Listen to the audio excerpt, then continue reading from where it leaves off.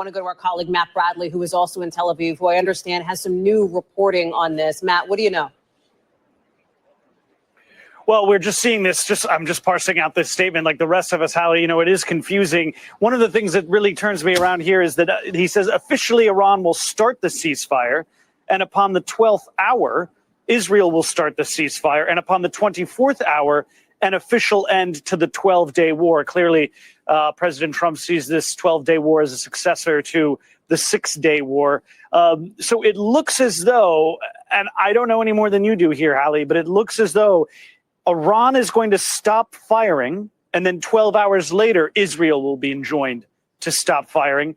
And upon the 24th hour, both of them, or the war will be officially declared over. That almost makes it sound like Israel will have its way with Iran for a 12-hour period between the time when Iran starts its end of the ceasefire and then Israel picks up on its end. Though he does say that during each ceasefire, the other side will remain peaceful and respectful. It's confusing because, of course, you do think of a ceasefire as being a mutual agreement. Not that one can have a ceasefire and the other, unless one just simply ceases firing and the other is allowed to continue firing. That doesn't sound like much of a negotiated agreement. However, we're going to have to give President Trump the benefit of the doubt here. He's announcing a major... You know what? I don't know where they get these people from, but it's clear what's being said. Basically, they want to make sure that one side stops bombing, and then they'll all come to a mutual agreement. So I'm going to agree to stop first, and they want to make sure that you are a person of your word, or you're a group of your word. And I don't know why that they try to make it seem like it's just so confusing, and, to give flowers where flowers are due. And I'm not even going to lie to you. I was, concerned myself as to what may potentially happen, when this whole thing started. But let's see. Let's flip over to another station and see what they have to say. What happened with Iran in the Middle East, and some breaking news coming just now. Joining us this evening, Vice President J.D. Vance. Mr. Vice President, thanks for coming. Absolutely. Thank you. Just seconds ago, the president went to Truth Social and typed this. It has been fully agreed by and between Israel and Iran that there will be a complete and total ceasefire. Complete and total ceasefire is what he typed. Yep. What does that mean? How did it come about? What's the development here? Well, we were actually working on that just as I left the White House to come over here. So that's good news that the president was able to get that across the finish line. I think what it means, Brett, is quite simple. First of all, the president, without, knock on wood, having a single American casualty, obliterated the Iranian nuclear program. We are now in a place where we weren't a week ago. A week ago, Iran was very close to having a nuclear weapon. Now, Iran is incapable of building a nuclear weapon with the equipment they have because we destroyed it. So that's a very, very big thing. Now, what that means, I think, is we have to talk to Iran and, of course, to Israel about what the future holds. Because while we have obliterated the Iranian nuclear program, our hope and our expectation is that they're not going to try to rebuild that program. And I think that's what the president is really trying to figure out here, is to build. And so you see he adds a little more background and context to, what actually is going on. We've heard, for a few weeks ago that Iran was actually close to building a nuclear weapon, and he adds context to that. He explains to us that, this was something that we didn't want to happen. And so, we pretty much handle it, and we want to make sure that they're not able to do this in the future. So yeah, he added a little context, but then he also, hopefully he goes into, what the ceasefire means, and a little more in depth, since it's so confusing, to someone. If you read the entire message, you'll understand what it means. But let's see what else JD has to say. a long-term settlement here to where we can have peace in the region, where our regional allies and, of course, the American people, most importantly, can be secured, but where we can ensure that the destruction of the Iranian nuclear program that has already happened is not something they try to rebuild. And I'll just say this. Again, this was something that, I was concerned about. I'm sure a lot of other people was concerned about. And this is something that Trump said, that there will be no new wars, and it didn't look good. It didn't look good at all. It looked as if, we were on the brink of a war.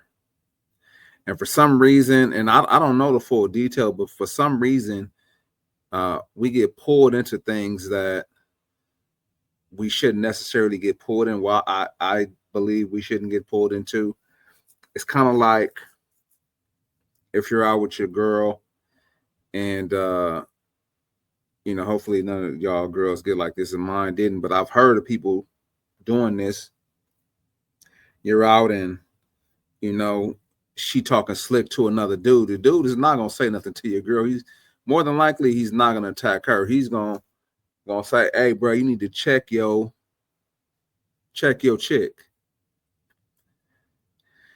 And now that brings you into a situation where you was chilling, you was having a nice time, you were out enjoying yourself, and you got pulled into something that you didn't have the intentions of getting pulled into. And it kind of seems like that. Like, we got our other chicks out there, and they're out there popping their gums and, with people that they shouldn't be doing, that too. So, yeah.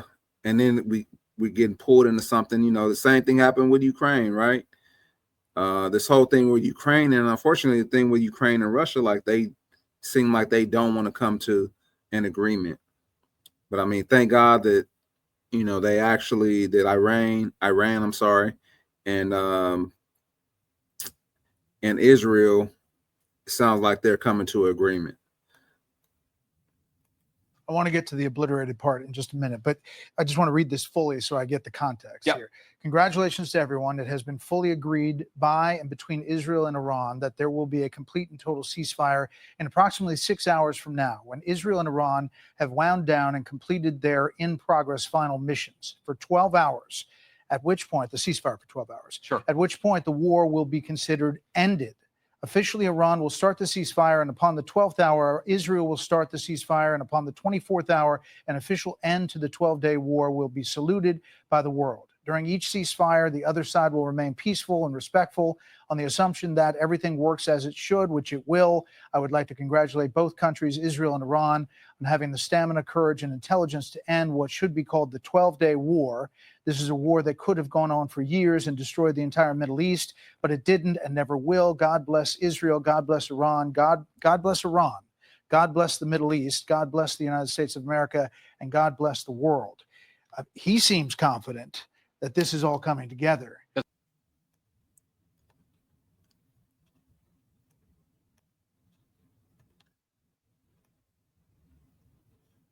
There we go.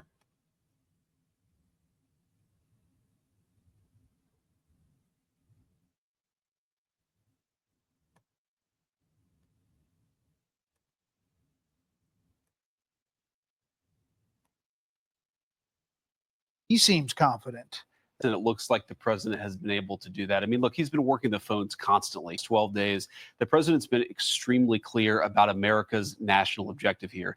It is to create a world where Iran cannot build a nuclear weapon. We, of course, destroyed the nuclear program that they had, and the president told the entire team, we're going to work to make sure that they don't try to rebuild that nuclear capability in the future. And it's, look, this is a great thing. For Israel, think about this. They've accomplished an important military objective. They've helped us destroy the Iranian nuclear program. They've also destroyed the conventional missile capability of Iran that threatened the country of Israel. For the Iranians, I think this is a new opportunity to actually pursue the path of peace. As I said yesterday, what the Iranians have showed through their support of terror networks, through their now failed effort to build a nuclear weapon, is that they're just not very good at war. And I think the president really hit the reset button and said, look, let's actually produce long-term peace for the region. That's always been his goal. I actually think when we look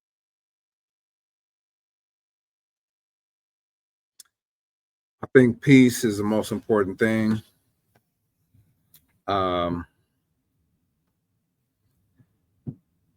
Nobody wanted to see a war. Well, at least people that I talked to, nobody wanted to see a war. And I'm glad that, Trump was able to work this out. Do you think there would have been a ding on his legacy if there was a war? Like, let me know what you guys think inside of the comments. What's your take on the war? Why is it that, we come to the defense of certain groups all the time? Does it seem like to you that we get pulled into a lot of stuff that we shouldn't get pulled into? But I'm going to sign off for the day. Without my co-host, I just decided to hop on and share that with you because it was breaking news. But let me know what you think. Peace.